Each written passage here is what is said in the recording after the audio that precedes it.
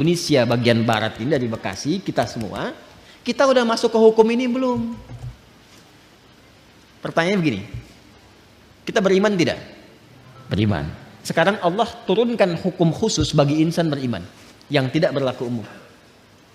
Kalau kita ikuti, maka terjawab pertanyaan kita, ya Allah, apa manfaat iman kami kepadamu yang hubungannya dengan rizki? Ya, dampak iman kami terhadap rizki apa? Maka diturunkanlah ayat 172 di surah Al-Baqarah itu. Yang tadi 168 sekarang pindah ke 172. Paling kiri agak ke atas sedikit ya. Maka yang tadi ya ayyuhan nasu, yang ini ya ayyuhalladzina amanu. Sudah beda ya? Yang Al-Baqarah 168 ya ayyuhan nasu. Al-Baqarah 172 ya ayyuhalladzina amanu. Jelas? Hei semua yang telah menyatakan dirinya beriman. Kulu, tetap sama dulu. Ikhtiarnya sama. Jadi bukan berarti sudah beriman gak ada ikhtiar. Tetap kamu pun kalau sudah beriman tetap hukum ikhtiar berlaku kata Allah.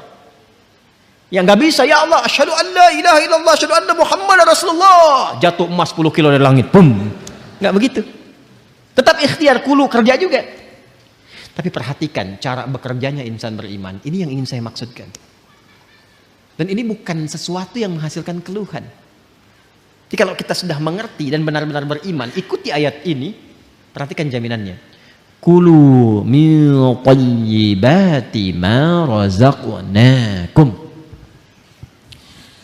Fokus ke sini.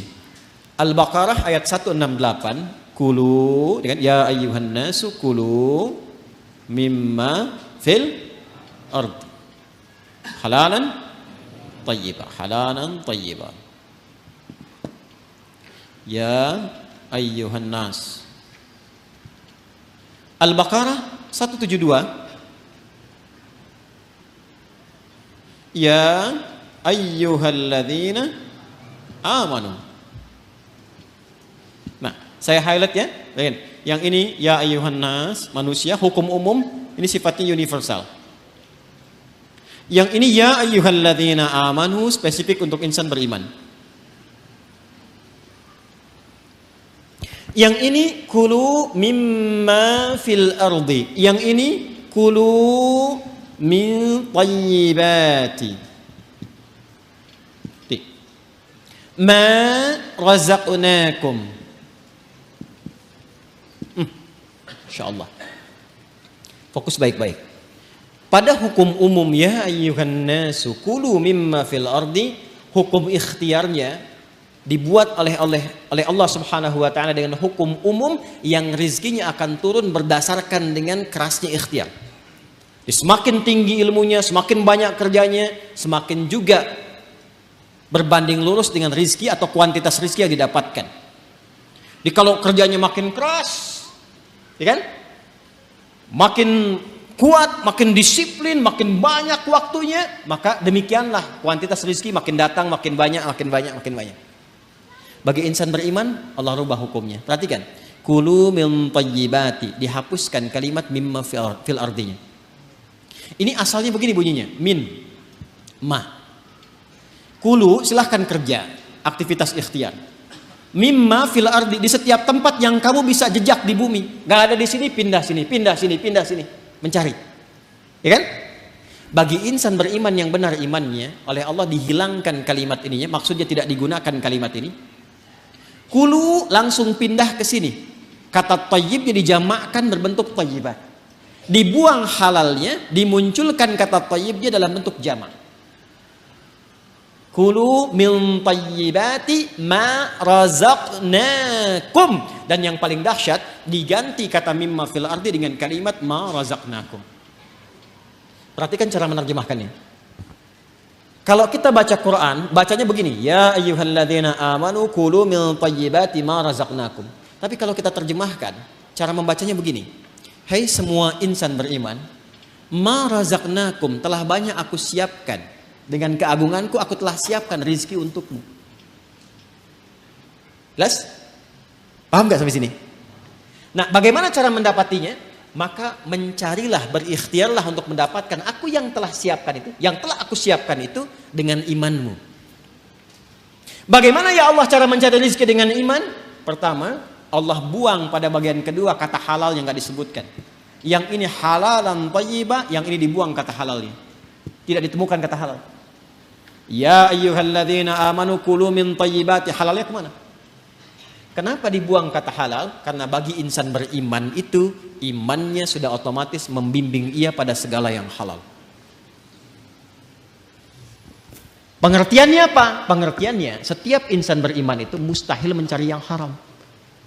Jadi kalau kita insan beriman selalu terpikir mencari yang halal, itu rezekinya Allah akan dekatkan kepada kita. Sehingga tidak lelah mencarinya.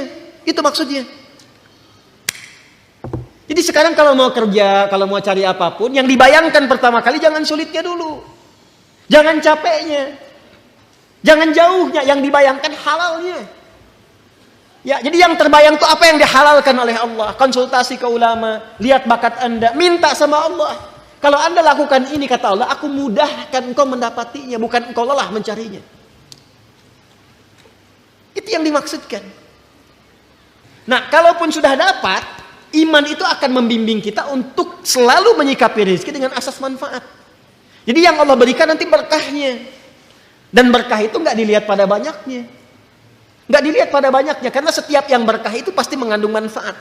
Di ciri insan beriman itu sudah nggak lelah mendapatinya, lalu nafsunya ditata oleh Allah supaya memanfaatkan apa yang dicari itu, segala yang bermanfaat untuk dirinya saja. Jadi akhirnya dia nggak sibuk banyak berpikir sesuatu, yang penting bermanfaat untuk dirinya dia dapatkan. Saya beri contoh begini, yang paling gampang memahaminya. Bapak Ibu kalau haus itu butuh apa? Minum. Sederhananya kan ada minuman, kita minum selesai haus kan? Itu konsep dasarnya. Jadi kalau ada air bening, ini air misalnya bening, airnya bagus, menyehatkan, baik. Kalau diminum, hausnya hilang nggak? Nah, itulah asas manfaat namanya. Saya bukan ingin contohkan saya minum, bukan. Saya tidak terbiasa ceramah sambil minum. Ya, karena memang nggak mungkin ceramah sambil minum itu ya. Ya, simpan dulu. Itu. Yang saya ingin katakan, prinsip minum itu menghilangkan haus. Tapi persoalannya ketika nafsu menunggangi itu, ini masalah. Minum Pak, nggak mau yang ini ya, pengen buah naga. Naganya coba yang di Depok ya carinya. Kebayang nggak? Sekalian beli nasi goreng ya, ke Kebon Sirih, mampir di situ.